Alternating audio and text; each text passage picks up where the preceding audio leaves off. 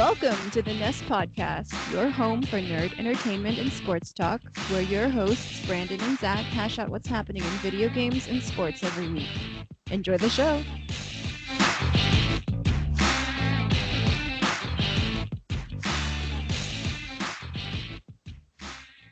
What's up, and welcome to another episode of the Nest Podcast. This is episode 57, the Francisco Rodriguez episode, presented, of course, by Sportszilla. I'm your host, Brandon. Joining me, as always, is my DJ and Zach, co-host Zach. And Zach, you already hit the button, but we got to hear one of the most glorious sounds of all sounds this weekend for the first time in a long time. And it is music to my ears, brother. Go ahead and let it ring.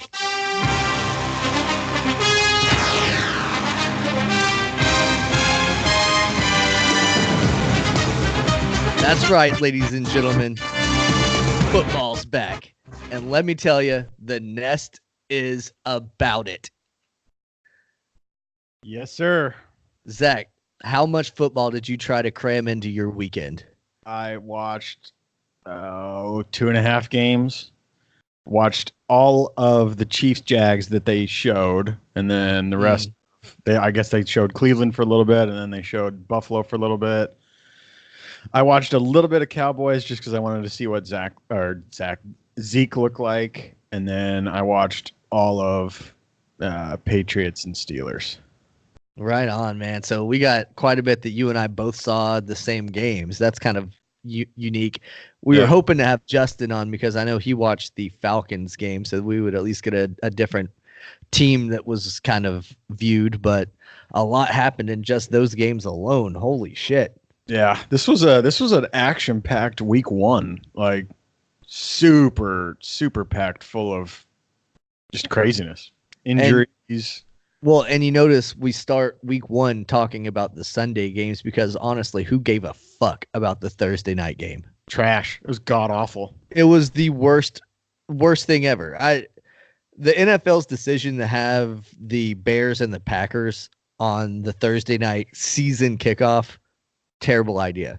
Yep. I get that they wanted the legacy and the prestige of having the oldest rivalry and stuff like that. But hello, Sunday Night Football was the Steelers versus the Patriots. Two teams with 6 fucking titles. Yeah. That's the most prestigious organizations that you have. Yep. Why not showcase them instead of the oldest rivalry? Fuck off. Exactly. I would understand if the Packers and the Bears were both really good teams and they were rivals. That makes sense. But that was such a boring game. Like me and my wife were both really excited for football, so we tuned in, and I was just like, I don't want to watch this. This is the most boring thing ever. Yeah, same. I tuned in, and within 20 minutes, I was like, I think I'll just flip over and watch the Red Sox lose again. Yeah, that was a blunder on the NFL's part, but they made up for it with several. It wasn't a blunder. It was intentional. They planned this to spite the Patriots. They didn't want the Patriots to hoist their 6th banner on the 100th season kickoff of the NFL. They didn't want that shit to coincide. Yeah. They didn't want all of the world tuning in to see the Patriots celebrated. Yeah, I could see that. Goodell is not the Patriots' biggest fan. I think everybody knows that. Granted, the Patriots are a pretty hated organization these days, and maybe that's part of the reason in favor of moving it is because the Patriots have such a select fan base, and no one else is going to tune in to watch the Patriots. So you would basically only have true blue football fans and then Patriot fans and Steeler fans. I guess. I bet you a lot of people tuned into Sunday Night Football. Yeah, maybe. It would be interesting. Can you look up the ratings for that? You think those are published by now? I don't know. I'll give it a shot. I mean, we're recording on Monday, and this is actually our first Monday broadcast. Yep. So we got to watch all the football. Like Zach said, I watched the same games. I watched the Chiefs and the Jags play. and then I watched almost all of the Dallas game. And wow, Dak was impressive in that game. Holy fuck! After all the shit talking we did. I know we gotta walk our words back on a couple of these guys because they showed out and we didn't think they would. Dak specifically, and then I watched about 3.5 quarters of the Patriots game, and whenever the Steelers had the false start where everyone moved except for the center, I was like, that's a good point to turn it off. It's not getting any better than that. Right. And that was somewhere in the fourth quarter. An article from Deadline says that the Sunday Night Football last night snared 22.2 million viewers on the Comcast-owned net. I guess Comcast owns that. So yeah, 22 million people watched it. I'd say that's pretty good. Did it say how many watched Thursday night? No, I'll look. Oh, okay. Okay. No worries if you can't find it. It's not that big a deal. I just want to see if more people did tune in for Sunday night. Because honestly, dude, Thursday night was a stinker from pretty much the get-go. Yeah, it was a snooze fest for sure. It just I don't know. Another thing that was weird was, and then something that the Steelers kind of at least looked like. It looked like on Thursday and the Steelers, all three of those teams just looked like they weren't ready for the season to start. Oh, yeah. And to that point, Mike Tomlin, the Steelers head coach, said we weren't ready for prime time. Yeah, definitely. And I mean, you can't argue with that because they got absolutely destroyed. A 30-point blowout on opening day is not anything you want to, look on as any positives. Unless you're the Jags. The Jags got blown out pretty handily by the Chiefs. Oh yeah.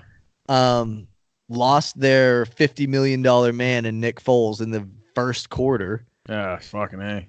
While the team was celebrating around him, Foles was laying on the ground with a broken collarbone. Yeah, that's insane. He probably clavicle? I thought it was clavicle, not clavicle. Yeah, maybe it's clavicle. I don't know. I think it was Funchess that had the collarbone then, because one had a clavicle, the other had a collarbone. Not much of a difference, I don't think, but whatevs. They say it's about an 8 to 10 week recovery for Foles, so pretty much flushed this season for the Jags. Yeah. But I mean, the quarterback came in and he looked good for what it's worth. He did great, all things considered. I texted you about the I guess record that he tied. I don't remember the guy's name who did it, but he went 9 for 9 or 8 for 8 in his.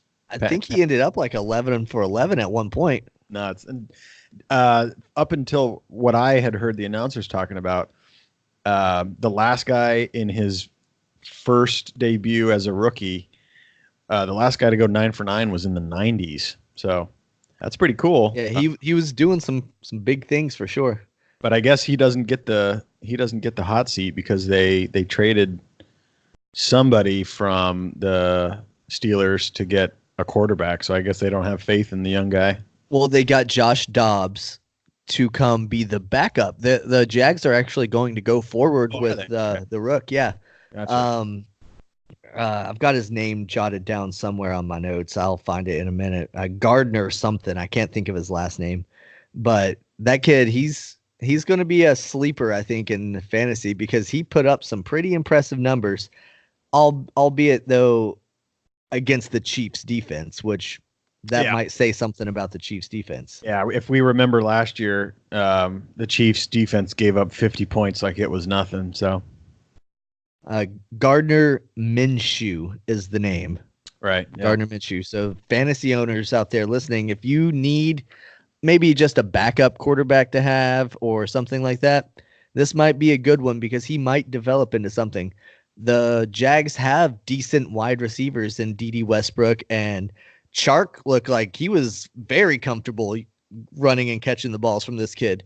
Mm-hmm.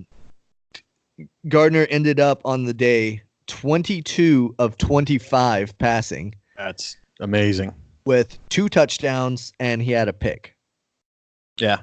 The pick was at the end of the game. He was still trying to throw the ball, trying to get the Jags back in it. Right. Yeah. That's a good day for a rookie.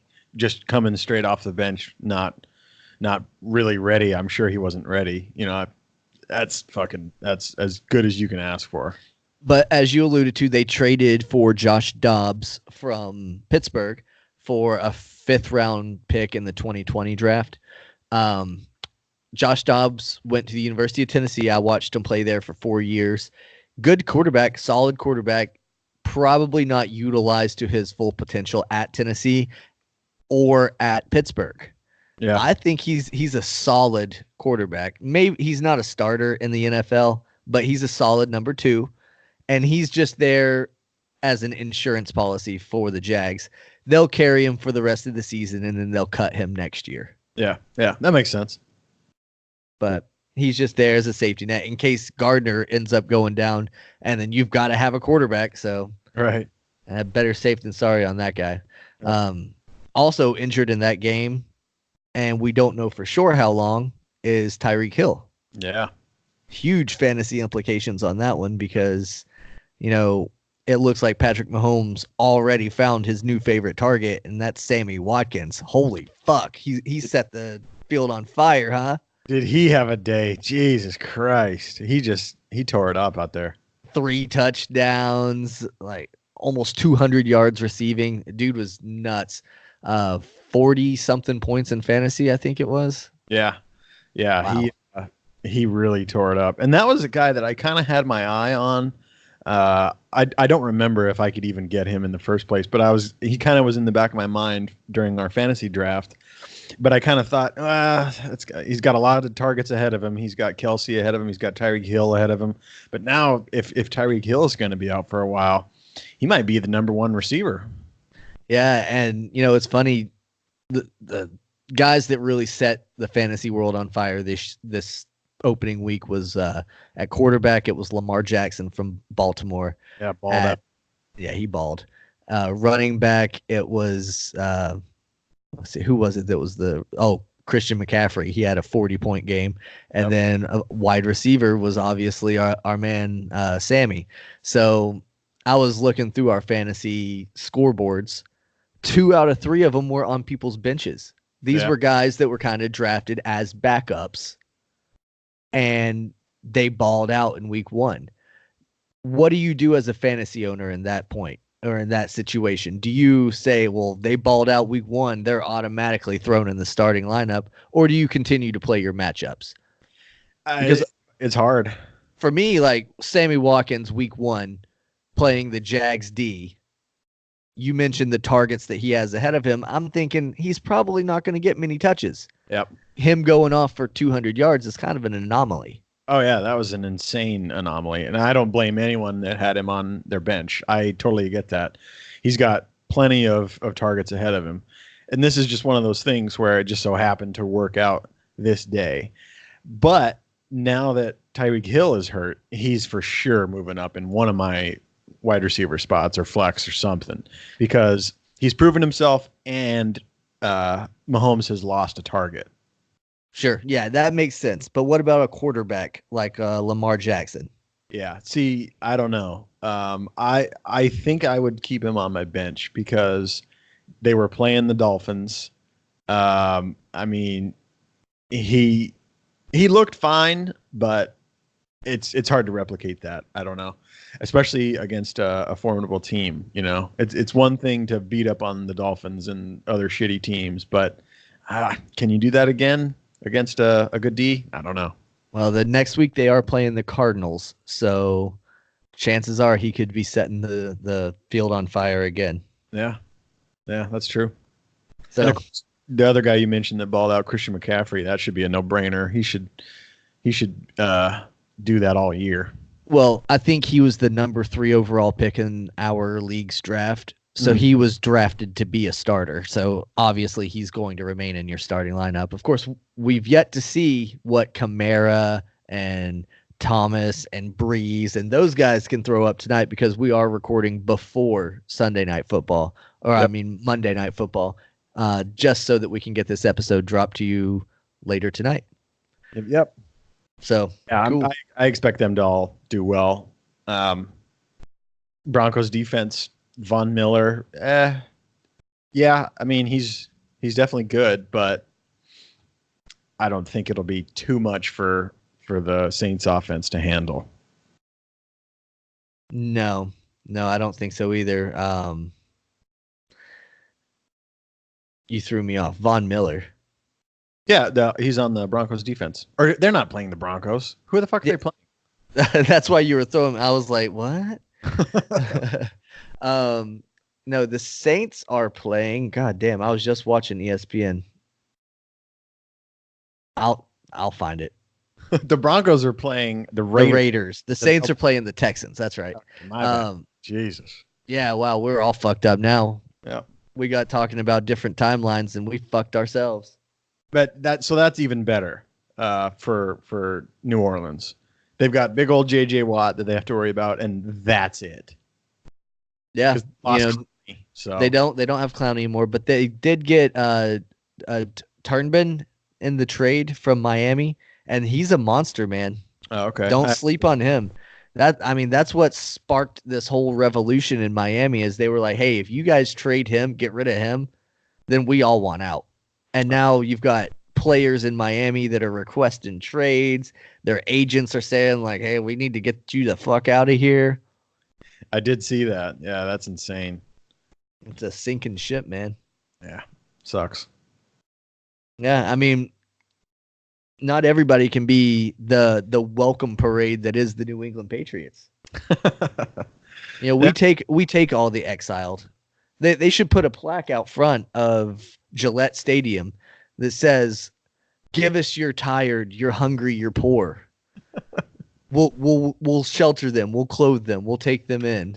We'll make them Hall of Fame wide receivers. We'll make them Hall of Fame wide receivers and let them play and receive catches from the greatest quarterback to ever do it." Because now look at what you have on this roster. Julian Edelman, Super Bowl MVP, PED popper. Everyone's got their thing. He's got skeletons in his closet. He's got a little past. You've got Josh Gordon, blazing speed. I think he was wide receiver of the year, an all pro or something like that in 2013. Yeah. Chronic weed smoker. Yep. For sure. Now you've got Antonio Brown, all everything wide receiver for the past however many years anybody gives a fuck about. Yep. Batshit crazy. So they all have a little something, but holy fuck, what a trio of wide receivers you have. Jesus. Good luck to any secondary in the NFL. Oh, and don't forget, they also have Philip Dorsett that can catch the balls. Yep. He caught 2 touchdown passes against the Steelers. Ask them about Philip Dorsett. They also have N'Keal Harry that can go out and catch balls. Yep. They've got James White that catches balls out of the backfield. They've got Rex Burkhead that catches. I was going to mention you weren't. My boy Rex Burkhead, the old Cornhusker. Did you see the clip he made? He juked out 2 defenders. Oh, he was nasty last night. He was so nasty. And then the key cog that's making this whole New England Patriots thing run is James Devlin, the fullback. He's stepping up into the creases and filling where Gronk used to be. Yeah. That's something I don't think I've ever heard, a fullback filling in some sort of key position. It's funny. I was texting with you earlier and I told you, it's the Patriots almost killed the fullback position when they introduced the dual tight end. When they were running that a lot, it basically killed fullbacks around the league because most other teams were trading those in for an extra blocker on the line, an extra tight end up there. Running backs were doing better from the single back sets. Everybody was happy. So, boom, fullback gone. All of a sudden, the Pats lose their star tight end. One of the reasons they went to that dual tight end set anyway. And they bring back the fullback. And holy shit, if it doesn't fucking work. Yeah, that's nuts. If I'm not mistaken, Devlin is that dude who used to play rugby and came over. Is he not? Or is that someone else? That sounds right. Yeah, I remember some sort of story about him where he was a stud in rugby and decided to come try uh, American football. So yeah, that's cool. Yeah, it is neat. I'd not heard that one, but that's cool. We'll have to fact check it. I'm sure you're probably right. You probably read it somewhere or heard it somewhere. But what we were talking before the season actually started. We've not been on a podcast for so long. There's so much football stuff we missed. I mean, I want to pick your brain about what you think about all these mega contracts that got signed like right before the week started. Man, because money got thrown around and we haven't even had a chance to talk about it yet. Yeah, you're right. Tyreek got paid, then got hurt, so that's kind of an unfortunate situation for the Chiefs in that regard. They just paid the man, but Zeke ended his 41-day holdout and got paid. Dude, 6-year, $90 million, $50 million guaranteed. You know that one hurt Jerry Jones. But did it though? He said in some sort of press conference, my pocket's $100 million lighter. Before we go any farther, just a fact check. I must be thinking of somebody else. James Devlin is from here. He played in the Arena Football League. So I don't know who the fuck I'm thinking of. There's somebody out there that was what I was talking about. But nonetheless, Zeke. Well, if that's you, if Zach just described who you are, feel free to comment. Leave us a message. Let us know. Come on and talk to us. You're a professional athlete. We'd love to have you. Yep. Set us straight. Tell us your story. But yeah, Zeke got a fucking payday. Yes, he did. And, we've already alluded to the fact that AB's on the Patriots. But what we haven't talked about is how the fuck he got to the Patriots. That's a completely other saga in and of itself. That is quite the story.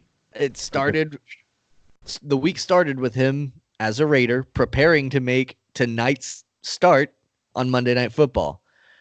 And throughout the course of the week, things just snowballed and escalated, and there were altercations between AB and the general manager. There were slurs that were uttered. Release demands were requested and granted. Holy shit, man. Yeah, that was fucking nuts. I guess that specific stuff started Saturday, Friday. I believe it was late Friday night, early Saturday morning when AB just outright said, just release me. Right. And then it was around 3:00 in the afternoon when the Patriot or the Raiders released them. Jesus. And then about 5:00 in the afternoon, it was announced that the Patriots signed him. God damn. That was an insane couple of hours of football news. No shit. My phone was blowing up nonstop. I can only imagine. So he gets into this altercation with the GM, and I think they fined him pretty soon after that. And that voided his $30 million of guaranteed money. Smart move. And then cut him at his request. They were going to do it anyway. Who fucking knows? But man, that's what a wild ride for him to end up in a fucking Patriots uniform. Now, I'm wearing a Patriots shirt. I'm a Patriots fan. I don't buy into the whole conspiracy theory idea that's been floated around. Have you been keeping up with that? That this has basically been an inside job since AB was still a member of the Steelers? I would buy the fact that AB obviously didn't want to be a Raider and that he was traded and he didn't want to be there. I don't blame him. It's not going to be a successful team. But for me, that's where it stops. It seems like AB's always wanted to be with the New England Patriots. I couldn't speak on that. I've never really read anything. From what I've seen, it seems like he was interested in being traded to the Patriots, but the Steelers weren't going to entertain any trade ideas. Smart on there. Because they didn't want it to go to an AFC rival. Yeah, that makes sense. So the Patriots had offered them a first-round draft pick, which became N'Keal Harry, by the way. And they said, nah, we're good. We'll see what happens with N'Keal Harry. If he ends up another AB, then holy shit, they really shit the bed on that one. But anyway, he goes to Oakland for a 3rd round and a 5th round draft pick. You're right. He probably never wanted to be in Oakland.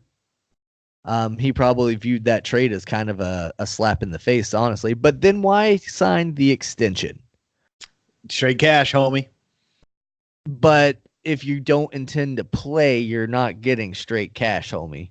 Maybe he thought the guaranteed was, they guaranteed money. I'm just going to act a fool and get 30 million. But then when they took away the guarantees, that's when he was just like, fuck it. I'm done with this bullshit, you know? Yeah. Yeah. He probably didn't pay attention or care about the nuances of his contract and didn't realize that if they fined him for something specific, then that would void his guaranteed money. And when they did that, he was like, all right, I'm doing whatever it takes to get me the fuck out of here because my mission of getting money is over. So now get me out of here. But it's not like he's really losing that much money. Right. Because he signed, and I don't know if you caught this, a 1-year, $15 million contract. $10 million of that is guaranteed. Mm-hmm. In his contract, there's also a player or a team option for $20 million for 2020. Yeah. So he could be in a Patriots uniform for 2 seasons. Yep. If he buys in. And I don't remember the specific number, but there was a good chunk of change that was due at signing, which is, as far as I know, a little bit rare. They usually kind of try to spread it out, but he's going to get a fat chunk of change right at signing. But you know what this is? And I said it on the podcast whenever we were talking about Tom Brady renegotiating his contract. And I said that money is being allocated for a player to be named later. That player to be named later is Antonio fucking Brown. That's crazy. Now I guess the question is, was this part of the back end bullshit that everyone thinks is a conspiracy? That's why it all ties in together, and that's why I brought it up that I had said that. Because it's kind of easy to, I guess, spin a false narrative when you want to hate and want to believe in anything, but the truth is that the New England Patriots are the runaway train for this year's Super Bowl, and everybody is beside themselves about it. Right. So you'll spin webs and you'll believe falsehoods because the reality is just too bleak in your mind because you're a Chargers fan or you're a Colts fan that just had their quarterback retire, or you're a Jaguars fan that just had their quarterback smashed into the fucking earth, or whatever the case is. You're a franchise that has had bad luck after bad luck after bad luck, and then here it is, the New England Patriots that have won 6 Super Bowls in your lifetime, and here they are just getting gifted wide receivers from the All-Pro team. Right. I get it. I get the hatred, but you know what? Let it out. If Antonio Brown goes to New England and acts like the Antonio Brown in Oakland, guess what? He won't fucking be there for long. Mm-hmm. Bill Belichick is not going to put up with the bullshit. So if Antonio Brown is going to play in New England, he's going to be a football player. That's what Antonio Brown is known for and loved for, is being a football player.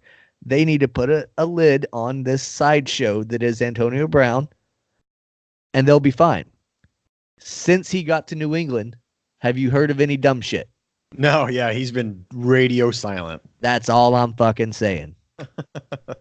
Yeah, and that's a good argument. He's definitely not a necessity, at least right now. They just won 33-3 against the Steelers. Yeah, without him. Yeah, without him, real good. Yeah, they're looking just fine. If I'm AB sitting at home, I'm thinking, oh fuck, they don't need me.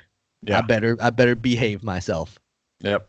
John Gruden and the Raiders absolutely needed Antonio Brown to even compete. So this is a way different scenario for him. For the conspiracy stuff, I see it more as a chess move for the Patriots. I don't know who's moving the pieces or whatever, but I don't see it as like, oh yes, we're going to pull the strings on the this, that, and the other. I just see it as a calculated chess move. Whether or not they, they were waiting for him to do this or whatever. When he was released, they picked him up and he wanted it, so they made it happen. I mean, that's not that big of a conspiracy. And they had the money on the books because they had already renegotiated Tom's contract after they had already done all of their other roster management. So that was the last thing that they took care of was Tom, and it freed up a little bit more room in case something popped up, in case they had an injury in the preseason and had to fill a role, in case they had this happen, in case they had that happen, in case Antonio Brown acted like a fucking idiot for 3 months in Oakland and then he ended up released. Whatever happens, it happens. Yep, you never know. And Tom's been well known to take significantly less money than what he's worth, so that the team can use it. Like he's well known for doing that. So it's not like he just did this deal for this year to get AB. No, this is just something that Tom does. But you know what it tells me? That if they're willing to put a potential 2-year contract out there for Antonio Brown, Tom Brady's got at least 2 more years in him. Hey, I don't see any reason to stop now. Why would you keep the championship window propped open if you can keep the door blown wide open? Yeah. That the championship window in New Orleans is starting to close and close and close because they're going to start losing pieces. I think Kamara maybe has a year or 2 left. Breeze is 40. We've talked about Brady being 42 and all this stuff. Like, that's beaten into a fucking a dead horse or whatever. But when Brady was 40, they were talking about, oh, he's 40. He's so old. Well, guess what? Breeze is 40 now. Yep. So all the shit that you were saying about Tom Brady, that applies to him also. So he's going to start slowing down. He's going to start not performing as well. He probably only has a couple more years left too. So New Orleans' window is closing. Like I said, Kamara is coming up on free agency in a couple years. If they don't get an extension for him, then where does that leave them? Yep. Kamara is a different animal. Yeah, no shit. He's a wide receiver that can play running back. Yeah. Or a running back that can play wide receiver. Yeah, he's quite the unicorn in today's NFL. He's my preseason pick for MVP. Yeah, that ain't a bad pick. Yeah, you're right. I mean, and Saints fans will say that last year was the year that they could have done it and they got screwed out of it. Well, like you said, the window is only closing. So I'd give it another 2 years unless they make roster moves. I don't know what they have waiting in the wings from the backup quarterback position, because obviously Breeze is going to be retiring, but I'm sure they have either someone in place or they will draft somebody to have in place, much like the Patriots are doing with, I think, Jared Stidham, the Auburn rookie. Oh, yeah. Yeah, he looked good during preseason, and then before the season started, they bumped him up to the number 2 position and cut that 3rd spot. So, is what it is. So, yeah, so I already gave my MVP prediction. Why don't you go ahead and give yours? Oh, jeez. Put you on the spot. Who do you think is going to have the best season out there? Is it going to be Pat Mahomes again? He started off pretty good. Yeah, he looked just fine. Fuck, I don't know. Damn. Put me right on the spot. I did put you on the spot. Kamara is a good choice. Well, I'll tell you what. We have some voicemails. Okay. So let's listen to the voicemails. You can kind of think about it, and then you can kind of give your MVP, Super Bowl prediction, any bold takes or whatever you have on the back end. Okay, gotcha. I'll do the oldest one first, which is from Harvey. Okay. This one's from Harvey. He's one of the guys in our fantasy football league. He actually had this message in before our league draft. Yeah, this is dated August 31st. But we have not recorded since then, so Yep. sorry about that. But we will play it because he did bring up some good points, and he called his MVP and all that stuff. So go ahead and play it.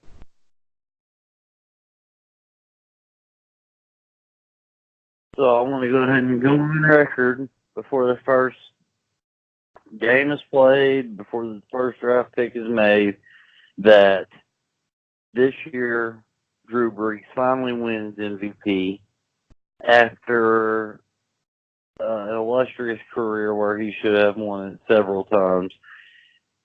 Super Bowl prediction: Jacksonville Jaguars versus New Orleans. Ooh.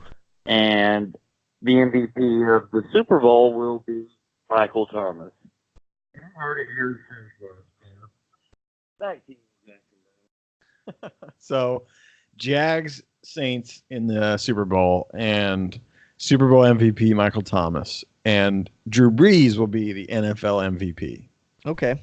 Well, Sounds like he's a Saints fan. He is a Saints fan, so I'll give him that. But the Jags as his opposing team, interesting selection. I can see where he would have gotten to that conclusion before Nick Foles got crushed. Mm-hmm. And obviously he made that prediction before week 1. So, I mean, they were touted as having a good defense. They just played a very, very sloppy game. They had no discipline. And, you know, the fight with Miles Jack, when that broke out, that really was a breakdown. And he's profusely apologized since. And he's actually not going to face any fines or suspensions. Oh, wow. Yeah, I was shocked on that one. Yeah, that was a weird one. He threw a punch at some Chiefs player and then obviously got ejected, and then his coaches were pulling him off the field, and he looked like he was throwing a temper tantrum in the middle of Walmart. You remember? Did you see that? Yeah. He was fighting his coaches, trying to fight the referees. Yeah, he was a child throwing a temper tantrum, like you said. Yeah, that was insane. Yeah, obviously that pick doesn't hold very much water now that Nick Foles is out. Right. But at the time, I mean, Nick Foles is a Super Bowl champion, so that's not a bad pick. And maybe Gardner Minshew, I think that was his name. Yeah, maybe he'll do it. That's funny. And you know, we also have another voicemail that's a newer one that it's from Justin, one of our featured voices here on the Nest podcast, and he's also the host of Into the Woods podcast. He couldn't be here with us tonight. He had planned originally to be here with us for all of our weekly football recaps, but due to he was medically unable to be here. He had issues that prevented him from being here. He's fine. Don't get it wrong. He's all right. He'll be back next week, but he's a little bit under the weather, I guess. So he called in and left a message that kind of, I guess, gave a few of his thoughts. What's up, Nest Podcast? It's your boy Justin. I've been out for a while, a little under the weather. Had surgery. I'm recouping. I'm almost there. I was going to come on with the guys today, but I'm still not ready to get up for that long. But I'll be back on the next episode. I wanted to call in today since it's Monday night. We got the Saints going on. I just wanted to say F the Saints. My Falcons took a loss. I would love nothing more than to see the Saints do the same. Do I think it's going to happen? I do not. That's my prediction, but fuck them anyway. I can't stand the Saints. And also, Brandon, it makes me sick to think that Tom Brady has another weapon. They're going to have Gordon on one side, AB on the other side, with Edelman in the middle. Makes me absolutely sick. I'll get into that next week. I don't want to give y'all too much. I got a lot of shit to say, and I'm going to say it. So I'll see y'all on the flip side. Peace. Awesome. Is there anything better than a fired up Justin talking football? Oh, I love it. I'm so excited to have him back next week. It'll really feel like football season's back for me. Yeah. Yeah. He basically becomes a co-host during football season. He is essentially, for all intents and purposes, especially when we get into Vol Talk, because, you're not a Vol fan. You don't follow the Tennessee Vols, but Justin does. So he and I can kind of talk about that and talk about how shitty our season has started. I do know that. Jesus Christ. 0-2 to teams such as Georgia State and BYU is not a good look. Those goddamn Mormons. Wow. Self some football. Dude, that double overtime, BYU. Crazy. Game 2 of the season. Ugh. Yeah, that's rough. What do you think the issue is? Defense. Yeah. Georgia State ran all over us. Couldn't stop it.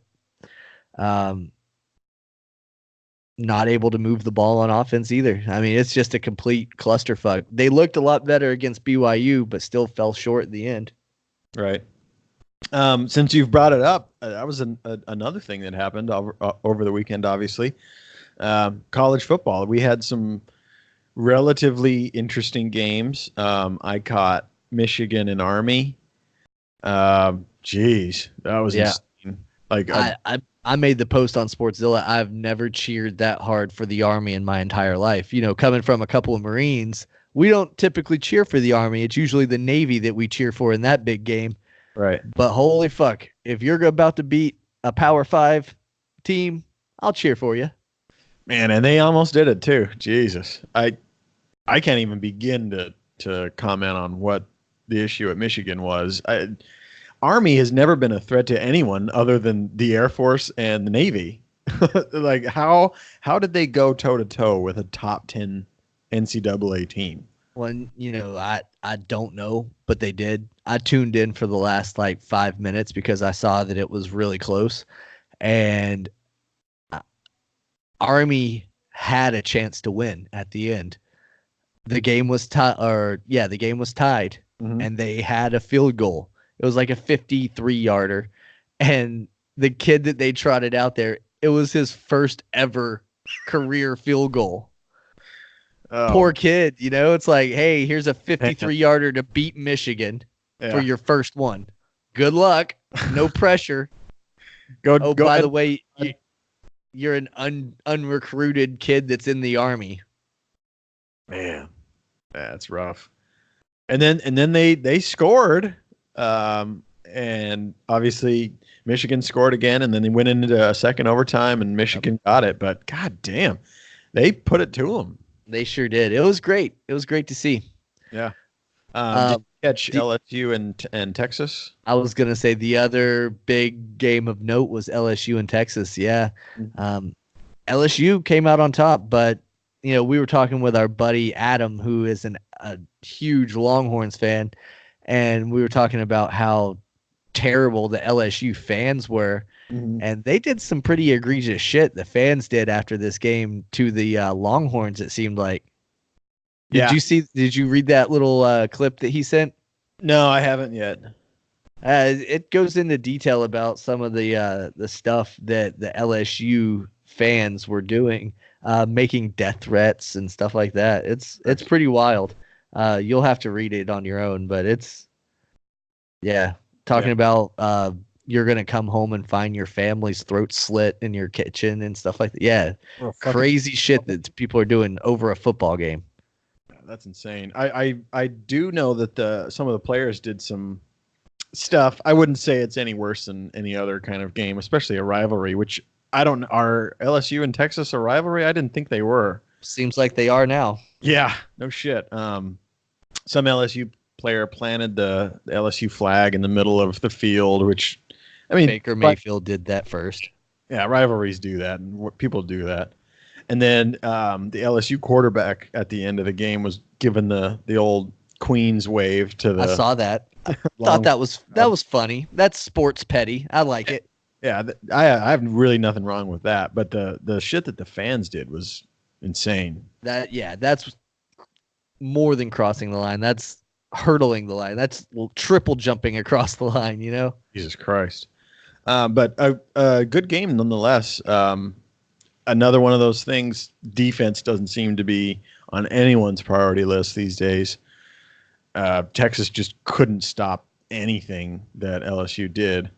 So And that's so different from the LSU teams of old and stuff like that, because I know you said that the other way around. Texas couldn't stop LSU, but LSU gave up quite a few points in that game too. They kind of went both ways. Do you remember a few years back when it was, I think, Bama and LSU for the national title, and it was like a 9-3 game or a 6-3 game because the defenses were just so fucking good. Yep. Oh well.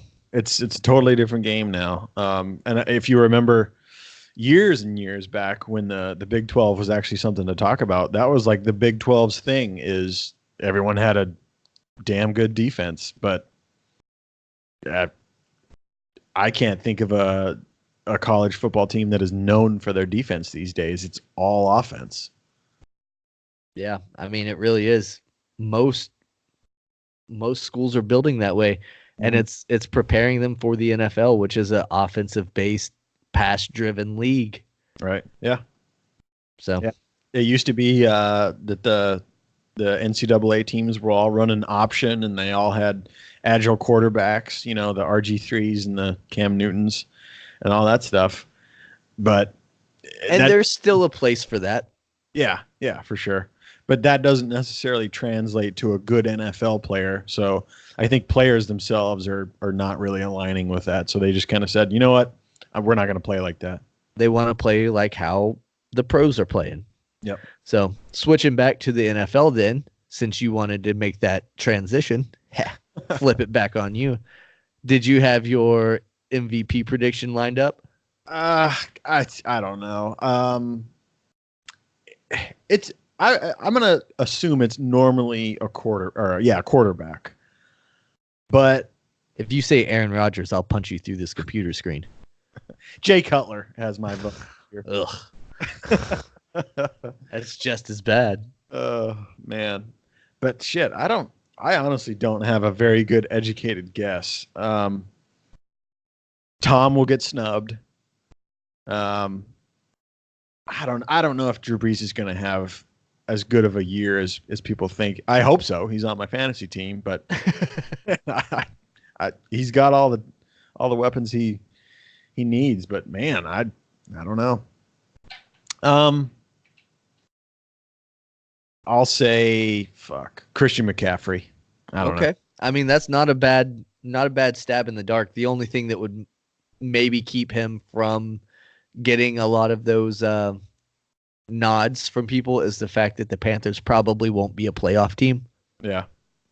I don't know how much that matters in the minds of the NFL voters, but I know in baseball that's significant for end of the year voting. That's why Rafael Devers probably won't get any consideration for MVP or as much as he should, because the Red Sox aren't playoff bound. The only one who happens to transcend that is Mike Trout, but that's because Mike Trout is baseball's god. So yeah, that is funny. He can be on a shitty team, but his stats are still so obviously the best that it's like, oh yeah, there's that Mike Trout baseball team out in California, and then everybody else that plays out there. Yep. Segueing into baseball, there's also been huge news that dropped in my area of the world, baseball-wise, and that's the Red Sox fired Dave Dombrowski. President of baseball operations, yep. He was basically the general manager, the one that made the trades and free agent acquisitions and extensions and blah, blah, blah. So Dom, after negotiating a really good deal with Xander, negotiating a not so good deal with Price, and winning a World Series last year, gets fired after this shit can of a season. So, I mean, it is what it is. I think the big reason why is that they're stating anyway is because the state of the Red Sox farm system. The Red Sox farm system is pretty bleak, and it's because Dave Dombrowski came in, wheeled and dealed, traded a lot of these guys away to get his World Series pieces. Yeah. You have to do that. That's the Dave Dombrowski way. You have to know that if you're a Red Sox fan when he comes in. It's the same shit he did in Detroit, only they didn't win a ring. Remember, they had Miggy, they had Verlander, they had Max Scherzer, they had Rick Porcello. They had a fucking good team in Detroit. They had almost like a Red Sox caliber team up there in Detroit. Oh, and don't forget, he was also the general manager of the Marlins that won the World Series and then had to dump off all their pieces the next year because they couldn't afford them.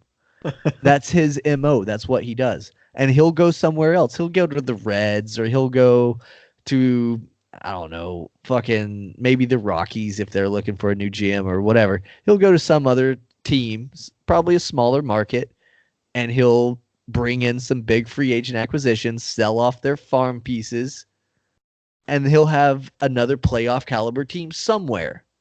Yeah. That's what he does. Right.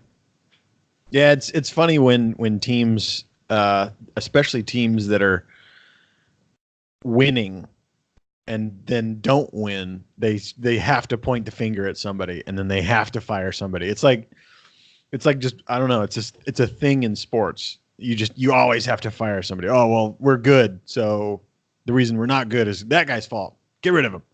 It's like, I don't know. Maybe it's just not your year. Who knows what the fuck's going on? Right. There are 30 teams in Major League Baseball. You're not going to win the World Series every year. Right. As much as you would like to, as much as that, as us fans, we wish we would win it every year. Never. Truth is, it's not going to happen. Yeah. And this is coming from somebody that's a fan of a lot of New England sports. You still have heartbreaks. You still have years that's not good. Right. The Patriots lost in the Super Bowl, not this past year, but the year before to the Eagles. Mm-hmm. That sucks to see your team lose in the big game. It's Right. almost worse to get to the big game and lose than it is to just not make it in the first place. At least you didn't have your hopes up. Right. Yeah. I mean, Yeah. I'm not sitting here trying to get sympathy from anybody because I've been fucking lucky as a sports fan in my life. At least in my adult life. My childhood sucked. Yep. Yeah, you didn't have shit for New England sports in the 90s, in The 80s. yeah, until Tom came around. Like I wasn't alive when the Celtics were dominant. Right. I wasn't following that championship era. I was born in the 80s. We didn't have shit until 2001 was the Patriots' first Super Bowl. Mhm. So, I wasn't a charmed child, at least. Right. I know what it's like to suffer, and I'm a Tennessee Vols fan, so come on. That's my humble. That one keeps me humble. Yeah, that one keeps you level-headed. Right. I know what it's like to cheer for a shitty franchise, but That's funny. and I've been a fan of theirs since the 90s because my stepdad's a fan of Tennessee, so that's who I cheered for. Right. So it is what it is. Anyway, baseball's got a lot going on. Your Cardinals have been fantastic lately. It's like it's not even real. They are so fucking hot. I can't. Every time I look down at my phone, it's like, oh, the Cardinals beat this team. Oh, the Cardinals beat somebody. It's like, damn. It's fucking insane. I think they're 4.5 games up on the Cubs. Jesus. I guess we're walking into the fucking playoffs here. Hell yeah. Jeez. Hey, get on board. Yeah, I'll take it, man.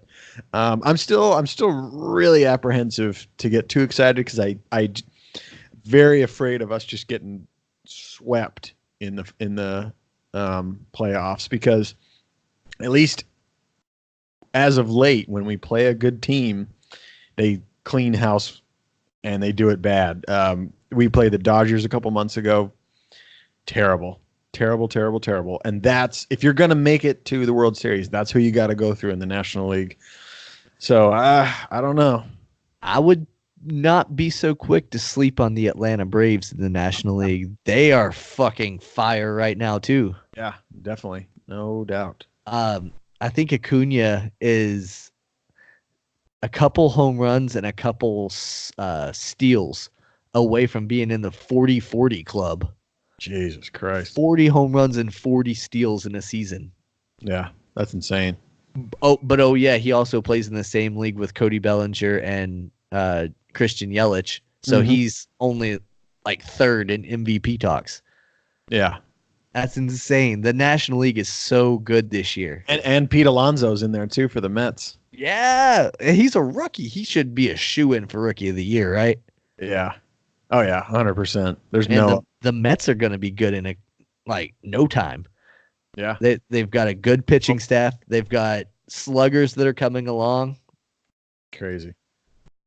The National League is becoming a much more interesting league. Yeah, it really is. For so long, the NL was the boring league, and now it's almost, I don't want to say it, but it's almost like the tides are starting to turn.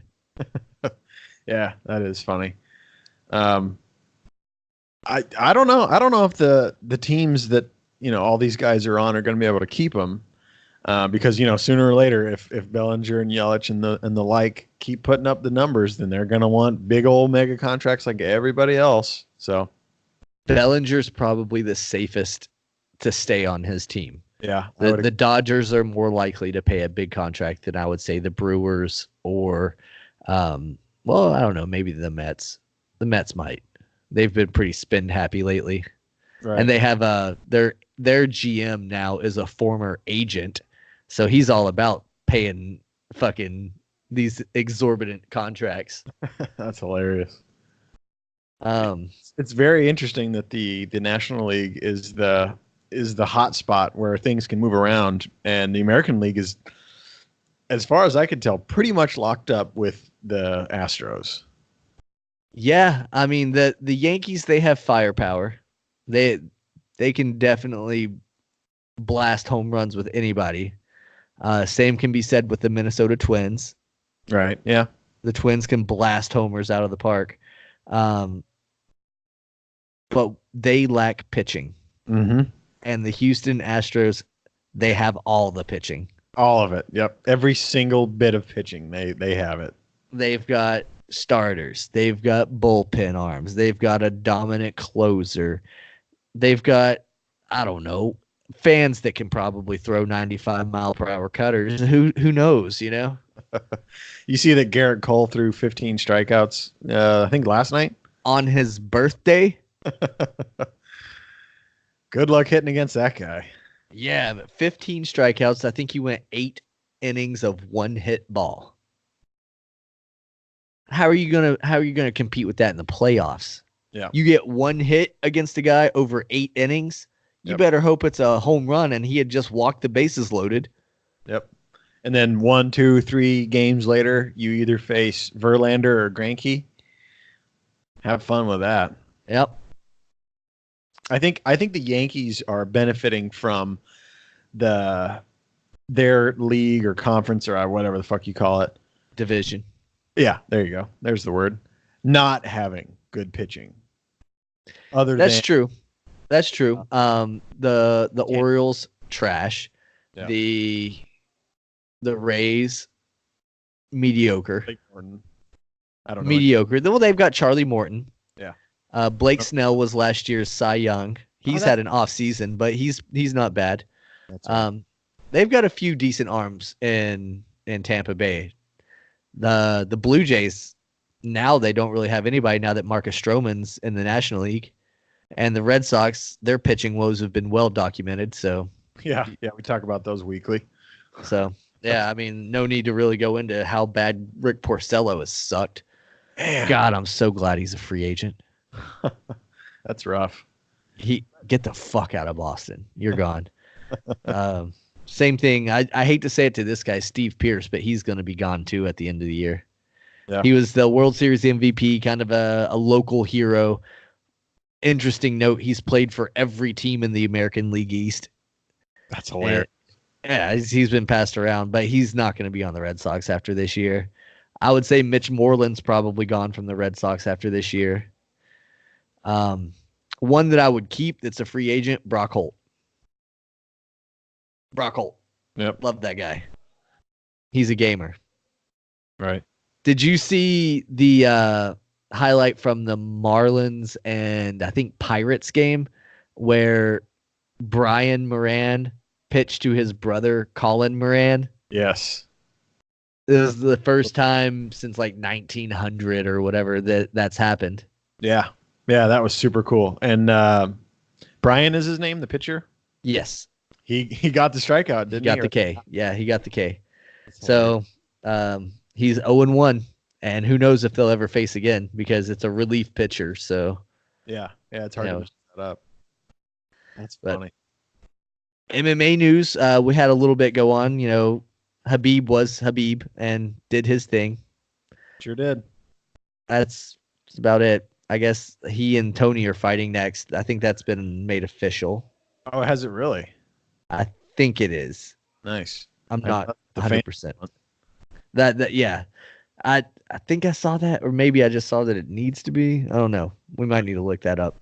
But I know Nate and Masvidal is official for November 244. 2nd. Yeah, November 2nd, I believe, in Madison Square Garden. That's going to be the motherfucker of the fights this year. That's going to really cap off the year for the UFC. Fans obviously love Nate. They love a brawl. This is going to be quite a fucking fight. I don't know. I don't know who I pick on that one because Masvidal has some heads on pikes in his front yard. Nate's nothing to fuck with either. So Jesus Christ, this is going to be really good. Yeah, no, I'm excited for it. It's going to be two warriors going out there and being straight gangsta about it. Yeah. I did hear that they're trying to do Kamaru Usman and Colby Covington on the same card. But I guess according to Rogan, the UFC doesn't want to pay Colby what he's asking. So that's like the hang up right now. Wow. Well, we'll see what happens with that. Yeah. I hope that fight's on that card because that would make that card amazing. Woo-hoo. But Dana White confirmed that Tony Ferguson is next in line for Habib. Oh, God, that's amazing. Please, MMA gods, don't let anything happen to either of them. Yeah. Pick up all of your cords, all of your wires. Yeah. Make sure carted around in a wheelchair. I think the guys on Locker Room Talk were talking about it, and they said wrap them in bubble wrap until the fight. Yep. But they bring up a good point. He trains like a fucking madman. It's hard to keep that man out of a gym. Yeah, it's insane. He goes up to Big Bear. He takes Eddie Bravo with him, and they just fucking they build a gym. I guess they rent a house in Big Bear, build a gym in the garage, and they just fucking go to town. I think like 3 or 4 times a day. That's insane. Imagine being like that locked in to your sport, to your craft. That's why ultimately they get paid $50,000-$60,000 a fight or whatever it is, because they're working their asses off for months in advance. It costs money to rent a house in Big Bear and train for 2 months. Oh yeah, for sure. That's expensive, and he has to come out with that money up front or through sponsors or whatever. Right, and he's got to pay all of his coaches. Yep. Yeah, Eddie Bravo is probably not going up there for free. Well, maybe he is because that's kind of his prototype, but most of his coaches he probably has to pay. He has to pay all of his entourage essentially. Mm-hmm. Yeah. Did you hear any other news about the card in Abu Dhabi? Not really. For me, as a relatively casual fan, I didn't know anyone else that was fighting other than Barboza. But like I guess the big story is that apparently the venue was like 120 degrees inside or some shit. Yeah. Oh, I don't know much about like the structure of it or whatever. I do know it's like only the second event they've had in the venue, and yeah, it was hot as motherfucker in there. Rogan posted a fight companion that they did with that fight, and in it he texts Dominic Cruz and asks, if it really is that hot. And yeah, Dominic said it was fucking hot as shit in there. wow. Yeah, Huh. that would be livid as a fighter if I had to fight in 120 degree weather. No shit. I mean, this is nothing compared to the fighting that they're doing, but when I was in Afghanistan, we did McMap in a tent, in a CP tent. It's hot as fuck in those CP tents to do McMap. And that's mostly just us sitting around bullshitting while the instructor's talking and stuff. You know how McMap is. Yep. I'm not out there fighting another man who's trying to rip my fucking head off. Right. Yeah, we did McMap over there in the morning, which was better. But yeah, it sucks. Yeah, I literally can't imagine doing a fight in that kind of weather. And it's got to suck for Poirier to have to deal with that on his title fight. You know, I mean, you don't want to make excuses, but what would have happened had he been in a American style arena, if you will, or at least one that was more built up than whatever this seems to be? The same thing. I want to agree with you, but I don't know. I mean, I guess it didn't really affect Khabib, or if it did, he fought through it. But that really has to deteriorate a fighter's ability to fucking fight. Yeah, no, I definitely get your point. I see your point. And it sucks for Poirier that he had to deal with that. But, you know, I haven't heard him making any excuses. I don't think he will. Right. He's not that type of fighter. Maybe he'll get another shot one day in another arena, and we'll see. But I think Khabib is just too much of an animal. Yeah. Yeah. And he slid in that rear naked choke like it was nothing.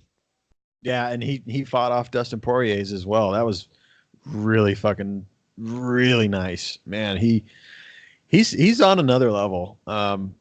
The only guy that obviously left that can give him any kind of test is Tony Ferguson, and that's just going to be two titans clashing.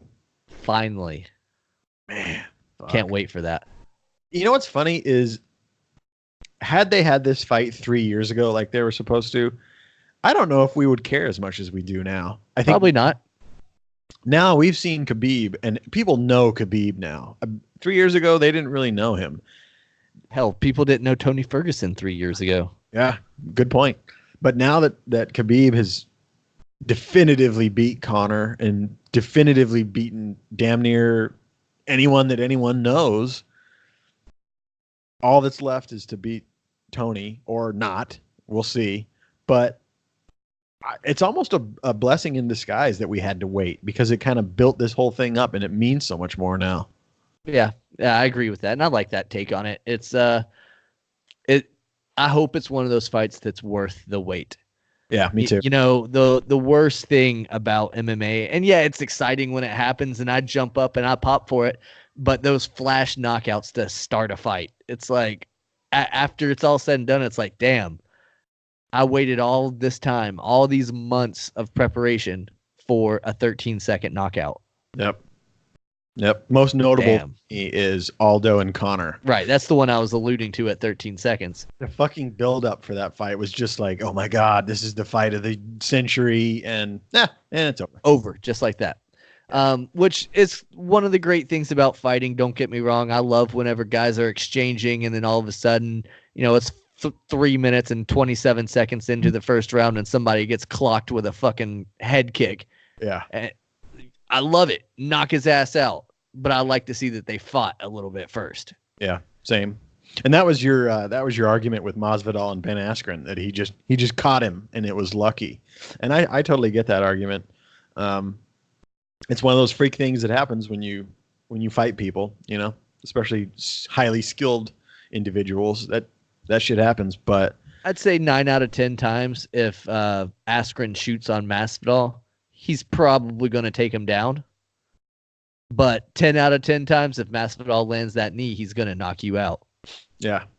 And I think that would be a great rematch, because obviously Ben Askren is probably not going to shoot again, and he's going to have to work on Masvidal. And then what happens, you know? Right. And I think we might get to that at some point. If either of these fighters get to a point in their career where, you know, they're competing for, you know, those up and coming spots, like, hey, we're the number 2, 3 ranked guys in the world or whatever right now, they'll square off again. And Masvidal already says, hey, I don't like that guy. Yeah. So there's bad blood. I'm sure he would have no problem signing up to fight him again. Because, I mean, you knocked him out in fucking 3 seconds or whatever it was. Yeah. Of course I'll fight you again. You know, he's got that. And plus he's a badass. I don't think he would run from Ben Askren anyway. No, I don't think so. But yeah, that's a very exciting thing coming up for the UFC is Nate and Masvidal. It's good to see the fights that people want be made, because that's where the UFC's money is at. Of course, you have to kind of build stars like they do with, you know, up and coming people. But if people want to see this, I say fucking show it to them. It's going to be a great fight. You know what I mean? And don't wait. Don't wait to make these fights happen, because then they never get made, or they get made when guys are way past the point of anybody giving a fuck about them fighting. Yep. Like, I would love to see GSP fight Habib. Oh, yeah. If GSP were 15 years younger. Yeah. Yeah, no shit. I mean, I would like to see it fight now because GSP is a freak, but imagine GSP from, 2010. That'd be insane. I would love it, but I guess that's the type of thing that you can only get in the UFC video games. Have you ever played any of those? Yeah. I played UFC 3. I got it with EA Access, so I tried it out for a while. It's fine. They're fun. Yeah. Typical fighting game. They have zero realism, but they're fun. Well, yes and no. The grappling system is very intricate. That is true. You have to kind of pass people, and you have to progress with your submissions. Yeah, I'll give you that. The grappling is very intricate. But yeah, the striking is basically just punch them and don't get hit. Yeah. Try to avoid getting punched. But timing your takedowns and getting good at your ground game, that is a completely other level in that game that a lot of people gloss over. Right. They just want to be the knockout artist. Yeah. They just want to throw head kicks. Which it's easy to progress in that game by doing that. Right. Until you get to a certain point. Yeah. You get to certain guys and they'll just start stomping your ass and you're like, oh, why can't I beat this guy? It's because you don't have a ground game. Right. Yeah. They're a better striker. Right. I remember I did like the career mode or whatever it is on there. And when I was starting out, I took out like 3 guys on just pure leg kicks. And I was like, I mean, I guess it could happen, but really? Like, your record had to be hilarious. TKO leg kick. TKO leg kick. Yeah, I would just smash the leg kick and destroy them, and they would give up. It was fucking hilarious. That's funny. That's something that only happens in video games. You're not going to see that in real life. Yeah. Somebody's eventually going to learn, oh, hey, he's kicking my leg over and over. Let me stop him from doing that. Oh, well. We've been on here for a minute. Do you have anything else that you wanted to talk about? There's been a lot to happen this week. I'm sure we haven't covered it all. No, I think we've got the bulk of it. Yeah, I assume that the Saints will do very well tonight. Texans don't have hardly much offense. Or am I wrong? Are you looking at scores? I'm looking at scores right now, and it's almost halftime. There's about a minute and 40 seconds till halftime, and the Texans are up 14-3. That's hilarious. You are still winning in your fantasy football matchup, so we'll know, I guess, when you listen back to this episode if you're a winner or a loser. Yes, sir. But that's it for me. I know I talked a lot of shit about the NFL before the season started, but if I can catch a good game, it's a very fun time. Like when it ramps up and it starts like this, it's good. But when it's like middle of the season, Patriots are fucking beating everybody, and everyone you have to hear me talk about it week in and week out. It does drag a little, especially after baseball. I think after October, I hope football is good. Yeah, and that makes sense because we're baseball fans, and the highlight of our season is in the middle of football season. Mhm. So we're coming off of that baseball high, Yep. and they're kind of in the lull of their season. They're in the summer of their season, if you will. Yep. You know how summer baseball sometimes gets a little bit of, it can be a bit of a drag. Yep. Yep, that's where they are in the football season when we're coming off our end of the year high. So I can see how it's kind of a lull point for you, but hopefully this year it's better. It's also better if you latch on to a team. Yeah, I don't know. I for whatever reason I just can't commit. I just don't care enough. You hear that, ladies? Zach's just here for a good time. I watch the Chiefs because I'm gonna Local. Yeah, they're gonna be shown every game here, so I'll watch them, I guess. Well, just adopt them then. Become a Chiefs fan. Yeah. You got a good young quarterback there. You've got some decent running backs. You've got some criminals. You got the whole thing. No, I mean Tyreek Hill, for what it's worth, he's an outstanding wide receiver. Yeah. And I like Tyreek Hill like I like my Antonio Brown on the football field. Yep. Like we like our John Jones. Exactly. Yep. As long as they're doing what they're great at doing, I love them because they are outstanding at what they do. It's when they become people that they're not so good at it. Yes, sir. I guess looking back, I would rather be a good person than a good athlete. Yeah. If you're only going to be one or the other. Yeah. 100%.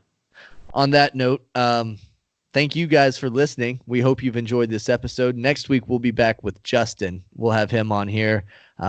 We hope you're feeling better, bud. We can't wait to have you back and get your football takes. Yep. Anyway, I'm out of shit to talk about. Peace. Stay connected with Brandon and Zach on Facebook and Instagram at the Nest Podcast. And tune in next week for a brand new episode. And thanks for listening.